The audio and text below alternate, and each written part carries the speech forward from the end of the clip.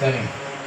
यीशु समाचार की शक्ति से सुदृढ़ होकर सब मनुष्यों के सामने क्रिस्त के सुयोग साक्षी बने।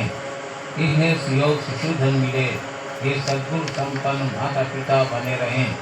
दोनों अपने नाती पोतों को देख पाए और वांछित आयु प्राप्त कर संतों के जीवन अर्थात स्वर्ग के अनंत राज्य में पहुंच सकें।